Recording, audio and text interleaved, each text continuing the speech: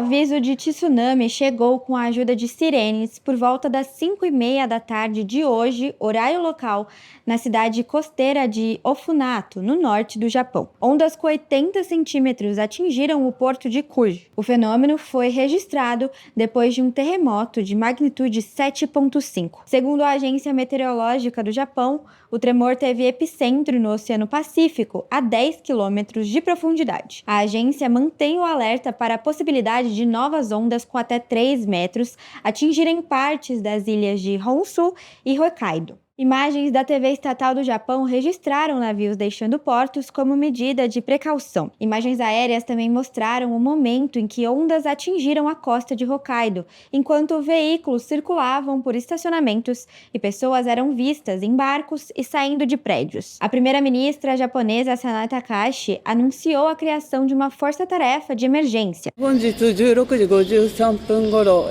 三陸沖を震源とする、地震が発生し、青森県で最大震度5強の強い揺れを観測しました。また岩手県、北海道太平洋沿岸中部、青森県太平洋沿岸に津波警報が発表されるなどしております。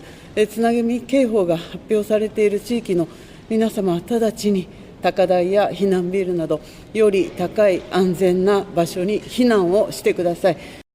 政府としては地震発生後直ちに官邸危機管理センターに官邸連絡室を設置し、私からの指示を踏まえて被害状況の把握、救命救助等の災害応急対策、また国民の皆様に対する適時的確な情報提供などの対応に全力で当たっております。O Japão está localizado no chamado Círculo de Fogo, uma região com alta concentração de vulcões e fossas oceânicas. O país registra cerca de 20% dos terremotos do mundo, com magnitude igual ou superior a 6,0. O tremor desta segunda-feira ocorre 15 anos após o desastre ocorrido em março de 2011, quando um terremoto de magnitude 9, seguido de um tsunami, causou a morte de 22 mil pessoas. Para ter mais informações, acesse e se inscreva no nosso canal no YouTube, Metrópolis TV.